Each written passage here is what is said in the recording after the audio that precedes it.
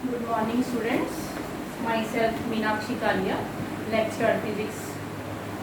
तो आज बेटे साडा टॉपिक है स्लाइड वायर ब्रिज। इनू असी मीटर ब्रिज भी कहने आ। तो स्लाइड वायर ब्रिज जड़ा है ये बेस्ड आ व्हीटस्टोन ब्रिज के प्रिंसीपल दे। तो पिछले वीडियो के विच असी व्हीटस्टोन ब्रिज डिस्कस किया सी। व्हीटस्टोन ब्रिज दे विच 4 रेजिस्टेंसिस जड़ियां सी क्वाड्रिलैटरल दी फॉर्म च जॉइन कीतियां होईयां और जदों ब्रिज बैलेंस हुंदा बैलेंस्ड व्हीटस्टोन ब्रिज दे विच है सी जेकर व्हीटस्टोन ब्रिज दे नाल मैं उहदी डायग्राम भी नाल कंपेयर करन लई ड्रा करां। चार रेजिस्टेंसिस जड़ियां सी असी लगाईयां सी क्वाड्रिलैटरल दे फॉर्म दे विच P, Q, R और X। ऐसे ऐसी रेजिस्टेंस बॉक्स शो किया सी मीन्स वेरिएबल रेजिस्टेंस। इहदे नाल असी इस पॉइंट दे विचकार एक गैल्वेनोमीटर और एक टैपिंग की जिहड़ी सी वो अटैच कीती सी और इन्हां पॉइंट्स दे विचकार असी बैटरी या सेल पॉइंट्स किस तरह मार्क किए थे A, B, C और D।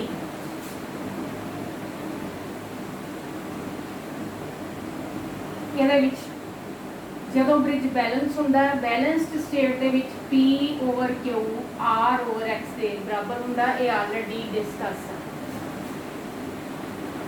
मीटर ब्रिज या स्लाइड वायर ब्रिज जड़ा है व्हीटस्टोन ब्रिज दे नाल ही बिल्कुल सिमिलर ओदा दी सर्किट डायग्राम है। मैं हुणे तुहानूं एक्सप्लेन करांगी किस तरीके दे नाल और ये इसे प्रिंसीपल दे उत्ते काम करदा कि when bridge is balanced P over Q is equal to R over X।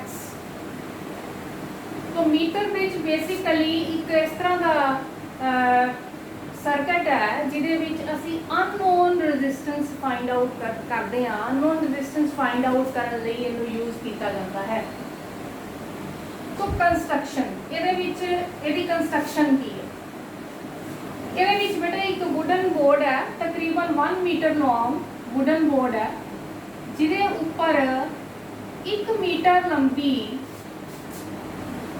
Wire है कॉन्स्टेंटन एक अलॉय है कॉन्स्टेंटन उस मटीरियल की बनी हुई तकरीबन 1 मीटर लंबी वायर अटैच की हुई है बिटवीन 2 कॉपर स्ट्रिप्स। आ जी आ शो कर रहे हैं जी this is a copper strip.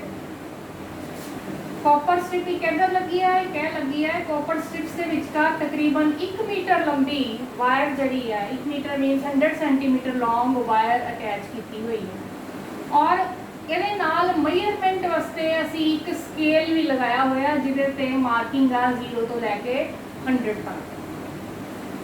इस तरह आ कॉपर स्ट्रिप के विचकार 2 जगह ते गैप प्रोवाइड कीते आ। एक तुहानूं नज़र आ रहा इस जगह ते गैप है खाली जगह एक इस जगह ते गैप।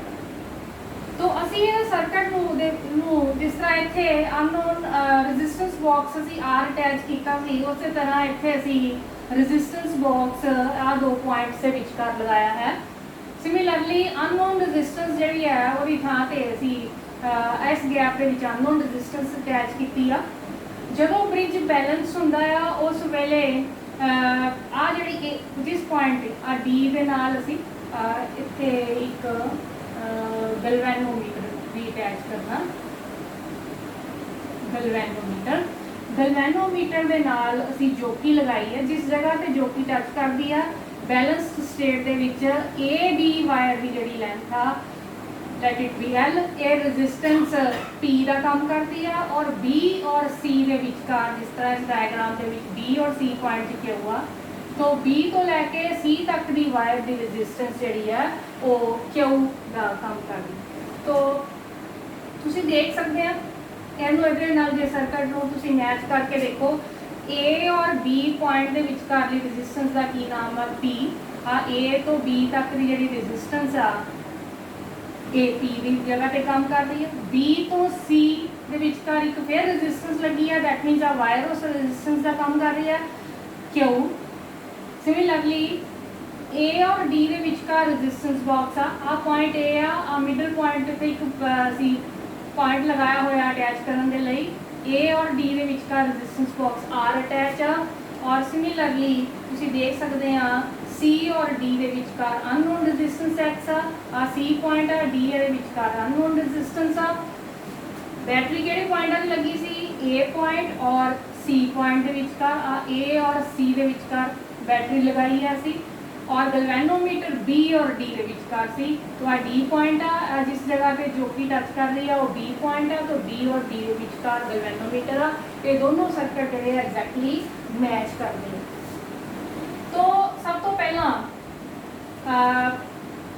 ਇਹਦੇ ਵਿੱਚ ਕੀ ਪਰਪਸ ਹੈ इस मीटर बिट का पहला तो पर्पज दस दिता काहदे लई यूज करते हैं ये सर्किट टू फाइंड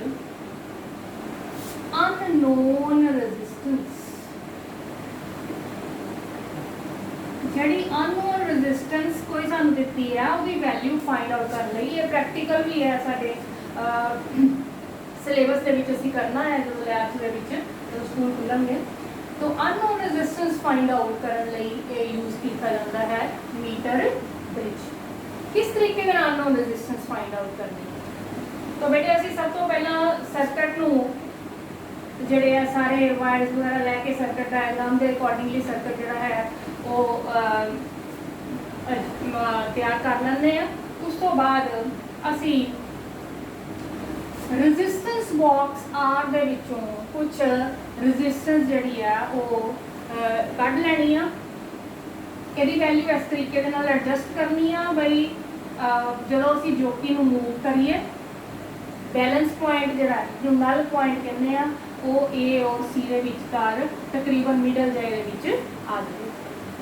तो किस तरह अननोन रेजिस्टेंस फाइंड आउट करांगे बेटे वैन ब्रिज इज बैलेंस जो सानू नल पॉइंट मिल जांदा गैल्वेनोमीटर नल डिफ्लेक्शन शो करदा when bridge is balanced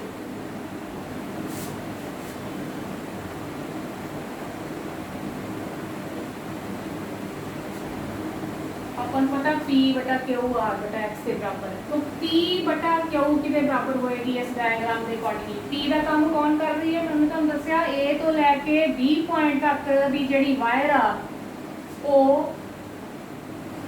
P का काम कर रही है। तो जिहड़ी P रेजिस्टेंस है अपन पता है जे वायर जिहड़ी आ uniform area of cross section दी होवे एकसार मोटाई होवे ओदी लेंथ पे डिपेंड करती है रेजिस्टेंस। तुसीं ऑलरेडी एक फार्मूला पिछले चैप्टर च कर रहे हैं resistance is equal to rho L over A. Rho means specific resistance wire क्योंकि सेम मटीरियल की थ्रू आउट बनी आ ये कॉन्स्टेंट आ। A means the area of cross section क्योंकि वायर दे एकसार है एरिया ऑफ क्रॉस सेक्शन भी कॉन्स्टेंट है। दैट मीनस रेजिस्टेंस जिहड़ी है भी कॉन्स्टेंट है भी कॉन्स्टेंट लेंथ के प्रोपोर्शनल होंदी है। तो P जिहड़ी रेजिस्टेंस आ A और B के विचकार वो इस लेंथ के प्रोपोर्शनल होएगी। सिमिलरली Q जिहड़ी रेजिस्टेंस आ B तो लैके C तक दी वायर Q दी जगह ते असीं लै रहे हैं तो ये आम जिहड़ी आ ये किदे प्रोपोर्शनल होएगी बेटे जेकर इन्नी लेंथ L आ टोटल 100 सेंटीमीटर है तो बाकी दी कितनी बची 100 माइनस L। तो Q is proportional to 100 minus L। हुण असीं अगे चलीए जेकर P आ साडे को बन गया तो P बटा Q किदे बराबर होएगा क्योंकि कांस्टेंट जो असीं डिवाइड करांगे कांस्टेंट कट्टे जांदे आ this is equal to L divided by 100 minus L। Next P बटा Q की वैल्यू आ गई। हुण असीं R बटा X किदे बराबर R की चीज़ आ R हैगी आ जिहड़ी रेजिस्टेंस बॉक्स दे विचों असीं रेजिस्टेंस इंट्रोड्यूस कीती है X की वैल्यू असीं फाइंड आउट करनी है। तो therefore L over 100 minus L this is equal to R over X। X किदे बराबर आ गया X is equal to cross multiply कर लो x is equal to r into 100 minus l divided by l। हुण इत्थे सानू r की वैल्यू नोन है, ਅਸੀਂ अपनी मर्जी की वेरीएबल रेजिस्टेंस r के थ्रू इंट्रोड्यूस की आ। एक्सपैरीमेंट करके ਅਸੀਂ नल पॉइंट फाइंड आउट जो करते हैं, नल पॉइंट मीन जो जोकी मूव करिए, जोकी की है मूवेबल कॉन्टैक्ट है, जो भी जोकी इधर इधर मूव करते हैं ਜਿਹੜੇ पॉइंट पर आके गलवैनोमीटर के डिफ्लैक्शन जीरो हो जाती है नल पॉइंट कहते हैं। तो उस वेले ਅਸੀਂ थले जो स्केल बनया एक तो मैयर कर लेना कि ए तो लैके बी तक की लंबाई कितनी है। तो एल की वैल्यू भी नोन है, तो दैट मीन 100 माइनस एल भी पता लग गई। तो ये असी अननोन रजिस्टेंस जी फाइंड आउट कर सकते। तो अगेन असी जेकर इनू थोड़ा जिहा दोबारा एक बार सारी चीज़ को समझिए कि मीटर ब्रिज जरा है या स्लाइड वायर ब्रिज, इसका प्रिंसीपल की है, it is based on the principle of balanced bridge या बैलेंस्ड व्हीटस्टोन ब्रिज। और की हुंदा बैलेंस्ड ब्रिज की इक्वेशन, बैलेंस ब्रिज की जी साड़ी को कंडीशन आऊगी है पी बटा Q equal to R over X. तो ये सर्कट को असीं जो जोड़ लेंगे सारा, तो जस्ट असी जोकी ऑन करने तो बाद की पुट करके ऑन करते हैं, जोकी मूव करते हैं, नल पॉइंट फाइंड आउट कर लेंगे हैं। नल पॉइंट फाइंड आउट करते एल की वैल्यू पता लग जाती है। तो असी ये सारे पुट करके ਇਹਦੀ वैल्यू जी फाइंड आउट कर सकते हैं। एक दूसरी एप्लीकेशन आ, एक होर काम लिए यूज होता साडा मीटर ब्रिज, वो हैगी आ second application.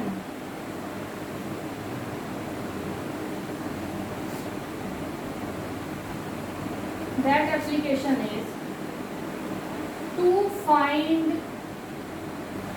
The temperature of a hot bath. Means साढ़े को कोई गर्म कोई लिक्विड है वह टैंपरेचर एक आप पता है टैंपरेचर थर्मोमीटर ना मेजर करते हैं। तो सिंपल वे है असी ये भी टैंपरेचर जोड़ा है मीटर ब्रिज के नाल भी कोई अननोन टैंपरेचर किसी हॉट बाथ का किसी हॉट लिक्विड का फाइंड आउट कर सकते हैं। तो वो किस तरीके दे नाल ओदा की प्रिंसीपल आ, किस तरीके दे नाल ये टैंपरेचर किवें मेजर करे। तो बेटे तुहानू पता है कि जिहड़ी रेजिस्टेंस हुंदी है किसी भी मटीरियल की, किसी भी वायर की, किसी भी कंडक्टर की, वो टैंपरेचर के चेंज होने दे नाल चेंज हुंदी है। रेजिस्टेंस जिहड़ी आ टैंपरेचर अगर बदलता है तो वो रेजिस्टेंस चेंज होती है। उसका रिलेशनशिप साडे कोल हैगा, तुसीं ऑलरेडी पढ़िया है, R is equal to R0 into 1 plus alpha theta. R की आ R जी है रेजिस्टेंस किसी भी कंडक्टर की थीटा टैंपरेचर के उत्ते। ये टैंपरेचर तो ध्यान दईओ ये डिग्री सैल्सीयस से लेना, असी कैल्विन स्केल से नहीं लै रहे। तो थीटा की है, थीटा टैंपरेचर आ, थीटा टैंपरेचर के उत्ते जिहड़ी रेजिस्टेंस है वो कितनी है आर नॉट की आ। R naught is the resistance at 0 degree Celsius. What is alpha? Alpha is the temperature coefficient of the conductor. Conductor की नेचर कंडक्टर पर डिपेंड करेगा केड़ा कंडक्टर लिया, हर एक कंडक्टर का टैंपरेचर कोएफिशिएंट अलग अलग होता है। तो असी इस बेसिकली इस फार्मूले को यूज करते हैं। जेकर मैं इनू ओपन कर लवा ब्रैकेट नू, मेरे को की आ गया R is equal to R naught plus R naught alpha theta. That means theta की वैल्यू जो कढ़नी आ इनू इस साइड से ले आओ, मेरे को आ जाएगा theta is equal to R minus R naught divided by R naught unknown जी रेजिस्टेंस अननोन टैंपरेचर है जोड़ा इस रिलेशन के अकॉर्डिंगली असी फाइंड आउट जोड़ा है वो कर सकते हैं। तो की प्रोसीजर है वो किस तरीके के नाल मीटर ब्रिज करेगा। तो बेटे सब तो पहला असी ये अननोन रेजिस्टेंस जी लगाई हुई आ इनू असी ਸਰਕਟ 'ਚ ਜੋੜੇ ਜੋੜੇ ਹੀ ਇਹਨੂੰ ਅਸੀਂ ਪਹਿਲਾਂ 0 ਡਿਗਰੀ ਸੈਲਸੀਅਸ ਦੇ ਵਿੱਚ ਆਈਸ ਦੇ ਵਿੱਚ ਰੱਖ ਦੇਣਾ ਹੈ। ਆਈਸ ਲੈ ਕੇ ਕਿਸੇ ਕੰਟੇਨਰ ਦੇ ਵਿੱਚ ਇਹਨੂੰ ਰੈਜ਼ਿਸਟੈਂਸ ਜਿਹੜੀ ਹੈਗੀ ਆ ਅਨਨੋਨ ਰੈਜ਼ਿਸਟੈਂਸ, ਇਹਨੂੰ ਅਸੀਂ ਆਈਸ ਦੇ ਵਿੱਚ ਰੱਖ ਕੇ ਅਸੀਂ ਨਲ ਪੁਆਇੰਟ ਫਾइंड आउट करना। तो मेरी रेजिस्टेंस आर नॉट जी है वो मैनू पता लग जाए। तो आर नॉट कि बराबर आएगी, मान लो कि जो मैं इनू आइस के विच रखिया उस वेले नल पॉइंट मेरा एल लेंथ के ऊपर आ गया। तो आर इज एदी वैल्यू जी है असी फाइंड आउट करना। फिर असी इसनों ही 100 डिग्री सैलसीयस हॉट बॉइलिंग वाटर दे विच रेजिस्टेंस नूं रख के एक बारी फिर असी नल पॉइंट जिहड़ा है वो फाइंड आउट करना। तो मैं इस रिलेशनशिप के अकॉर्डिंगली इत्थों असी फाइंड आउट कीती आ R minus R naught is equal to R naught alpha theta. तो जे 100 डिग्री के उत्ते असी सब तो पहला रखा सीगा, तो 100 minus R naught is equal to R naught alpha theta. Similarly कहते विचों मैं जड़ी है वैल्यू अल्फा की जड़ी है उस तो बाद असी जेडे इनू थीटा डिग्री टैंपरेचर जेडे हॉट बाथ दे विच असी प्लेस करना ओहदे विच प्लेस कर देना। पहला की कीता आइस रख के रेजिस्टेंस कड्ढी, मेरी आर नॉट पता लग गई मैनू।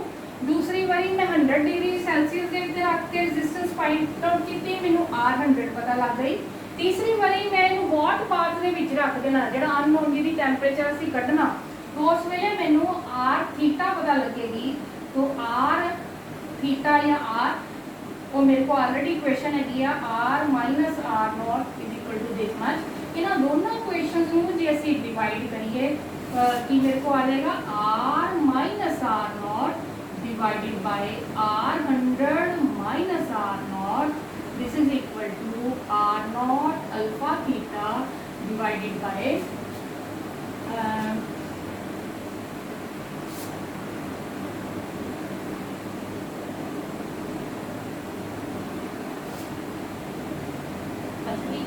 देखो इतने जो थीटा टैंपरेचर है वो कितना लिया होया सी जो असी 100 डिग्री से रखा, तो थीटा टैंपरेचर जोड़ा है वो मेरा 100।